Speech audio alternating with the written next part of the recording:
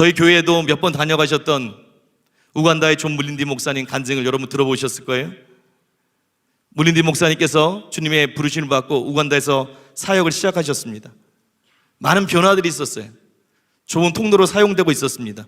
복음을 힘있게 전했어요. 또 치유와 축사가 사역 가운데 많이 일어났습니다. 또 목사님께서 주님을 섬기기 위해서 좋은 직업을 내려놓고 주님을 따랐습니다. 또 아버지가 물려주기로 한 유산도 내려놓았어요. 여러분 생각해 보세요. 사역의 외적인 모습, 이분의 모습을 보세요. 아무 흠잡을 데가 없습니다. 완벽한 신앙인 같아요. 사역자 같습니다. 목사님도 스스로 당연히 잘 살고 있다고 생각했다고 합니다. 그러다 어느 날 그가 하나님께 평소와 다르게 자신의 실체를 알려달라고 기도하기 시작했어요. 주님, 나의 실체를 알려주십시오. 그리고 주님의 음성이 들렸습니다. 내가 창세 전에 너를 알고 있었다. 내가 너를 선택하여 마지막 때에 나를 섬기라고 불렀다. 그러나 내가 할 말이 있다. 만약에 내가 오늘 나의 거룩한 신부들을 부르러 온다면 너는 그 신부들에 속하지 않을 것이다. 너를 데려가지 않겠다. 충격적인 말씀이었어요. 그리고 주님께서는 계속해서 말씀해 주셨습니다. 너의 삶은 더러운 것으로 가득 차 있다. 너는 외형만 다듬으며 많은 것을 마음속에 숨기고 있다. 너는 나를 만날 준비가 되어 있지 않다. 내가 죄 가운데 살고 있다. 상상할 수 없는 말씀을 하셨어요. 그래서 그 이유를 물었을 때 주님께서 빛을 비추어 주셨어요. 그 빛이 임하니까 자신도 자신의 심령으로 습관처럼 정욕에 이끌려 살았던, 지나가는 여자들을 보면서 속으로 음란한 상상을 했던 그 심령의 모습이 지나갔습니다. 비추어 주셨어요. 이런 실제 빛이 임하니까 통곡이 터졌습니다. 몇 주간 금식을 하셨다고 그래요. 그리고 주님께 엎드렸을 때 주님의 새로운 은혜가 부어졌습니다.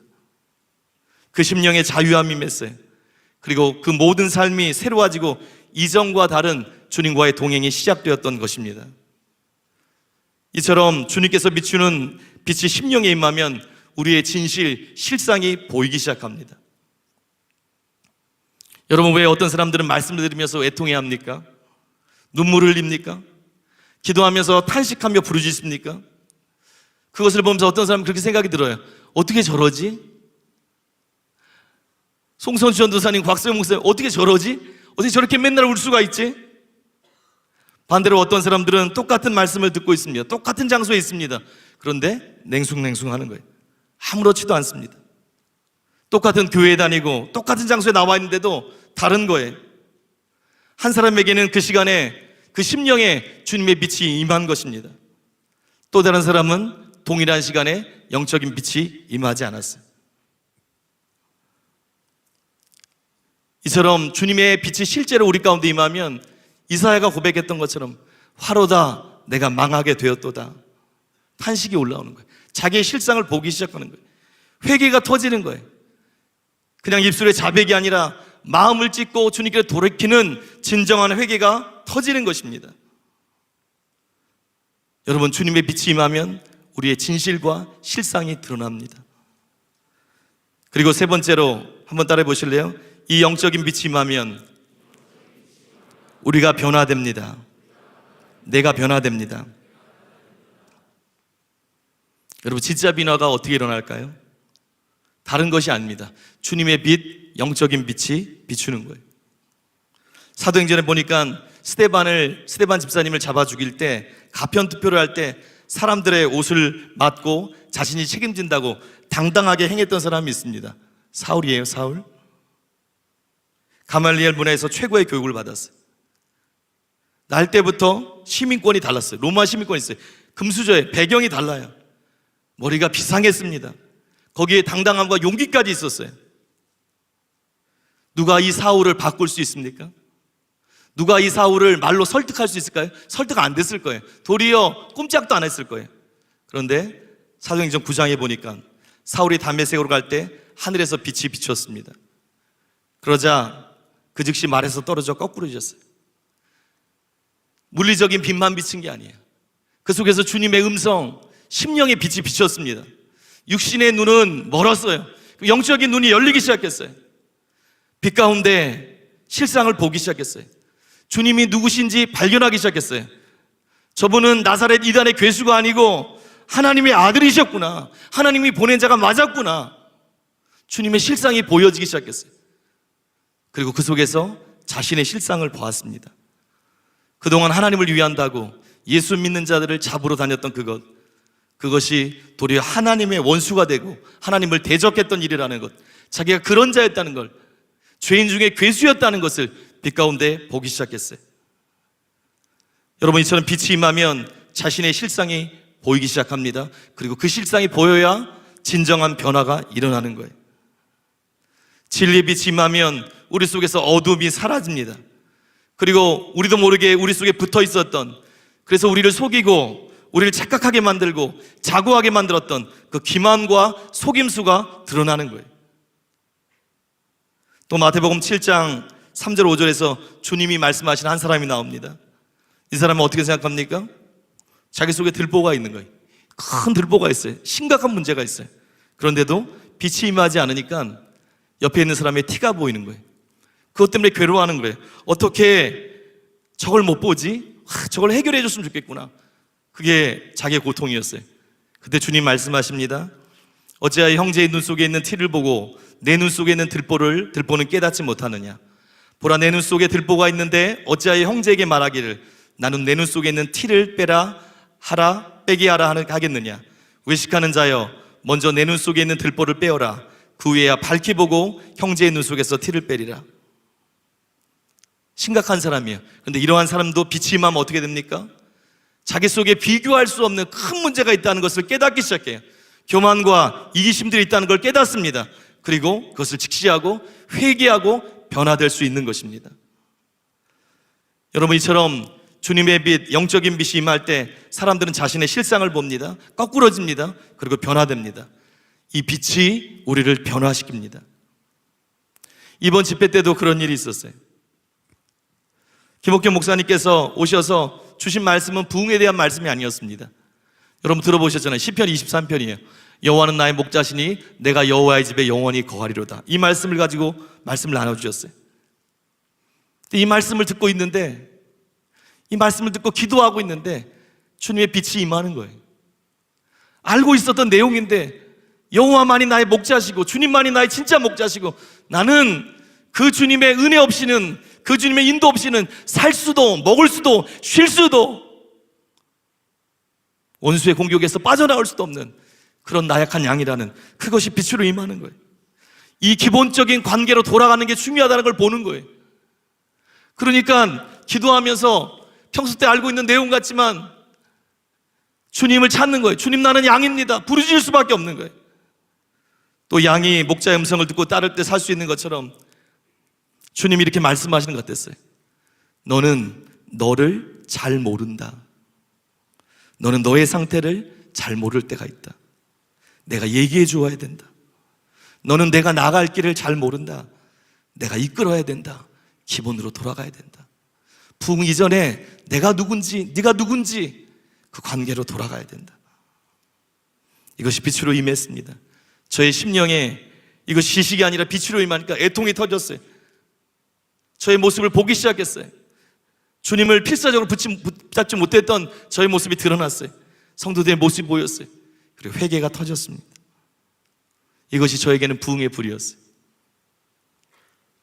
여러분, 계속 변화되고 계십니까? 정체되고 계십니까? 여러분, 사랑하는 교회가 어떤 곳입니까? 진리의 말씀이 타협 없이 증거되는 곳이, 성령님 인정하고 사모하는 거예요. 주님 한 분만을 진짜 추구하는, 예수님의 신부되기 원하는 바른 초점을 끊임없이 가르쳐주는 교회, 그리고 그 모임 가운데 있습니다. 여러분이 정상적으로 제대로 신앙생활하고 있다면 1년 지나고 2년 지나고 5년 지나면 분명한 변화가 있습니다. 여러분, 변화되고 있습니까? 아니면 더디되고 있다면 우리가 주님의 빛을 깊이 받지 못하고 있는 거예요. 여러분, 진정한 변화가 무엇입니까? 주님의 빛 가운데 자신이 변화되고 깨어지는 거예요. 진짜 변화는 나는 그대로 있는 상태에서 무엇 하나를 더 입는 게 아니에요. 나는 깨어지지 않은 상태에서 여기서 뭐 하나를 더 배우고 있는 게 아니에요. 배우는 건 끊임없이 중요하지만 깨어지면서 배우는 거예요. 내가 봉사하는, 사역하는 게 점점 능숙해지는 게 아닙니다. 진정한 변화는 주님의 빛 가운데 깨어지는 거예요. 심령이 새로워지고 바뀌는 거예요. 여러분, 우리는 변화로 자신의 실상을 평가해 봐야 됩니다. 나의 위치, 외적인 신앙생활, 성경적인 지식 가지고 나를 평가해서는 안 돼요. 나는 그래도 사랑하는 교회 청년이지, 임원이지, 사역자지, 심지어는 목사잖아. 나는 기도하려고, 주님 찾으려고 이 자리에 나와 있잖아. 나는 나를 들여서 봉사하기도 힘쓰잖아. 나는 그래도 무엇이 중요한지 알고 그래도 그것을 어느 정도 수고하고 있잖아. 이런 것 때문에 나를 그냥 내려놓고 안주하면 안 됩니다. 우리는 때로 이런 외적인 위치와 모습 때문에 주님의 시각으로 우리를 살피지 못할 때가 있습니다. 이렇게 되면 자신의 실상은 모른 채 마치 누가복음 18장에 주님께서 지적했던 바리새인처럼 자신의 모습에 안주합니다. 문제가 없는 줄 착각합니다. 누가복음 18장 9절에서 14절입니다. 또 자기를 의롭다고 하고 다른 사람을 멸시하는 자들에게 이 비유로 말씀하시되 두 사람이 기도하러 성전에 올라가니 하나는 바리새인이요 하나는 세리라. 바리새인은 서로 서서 따로 기도하여 이르되 하나님이여 나는 다른 사람들 곧 토색 불의 간음을 하는 자들과 같지 아니하고 이 세리와도 같지 아니함을 감사하나이다. 나는 일회에 2번씩 금식하고 또 소득의 11조를 드리나이다 하고 세리는 멀리 서서 감히 눈을 들어 하늘을 쳐다보지도 못하고 다만 가슴을 치며 이르되 하나님이여 불쌍히 여기소서 나는 죄인이로소이다 하였느니라. 겉으로 보기에는 바리새인이 완벽해 보여요. 그러나 우리가 아는 대로 주님의 평가가 다릅니다. 14절 보니까 내가 너희에게 이르노니 이에 저 바리새인이 아니고 이 사람이 세리가 의롭다 하심을 받고 그의 집으로 내려갔느니라. 여러분, 가장 안타까운 일이 무엇입니까? 무서운 일이 무엇입니까? 영적으로 착각하며 사는 거예요. 자기 실상을 모르고 착각하며 사는 거예요. 그래서 주님 앞에 섰을 때 마태복음 7장 22절 23절에 있는 것처럼 주님, 우리가 선지자 노릇하지 않았습니까? 귀신 쫓아내지 않았습니까? 권능해가지 않았습니까? 잘못된 기준, 자기의 기준을 드러내는 거예요. 겉모습 가지고 드러내는 거예요. 주님의 시각으로 자기 심령을 스캔하지 않았어요.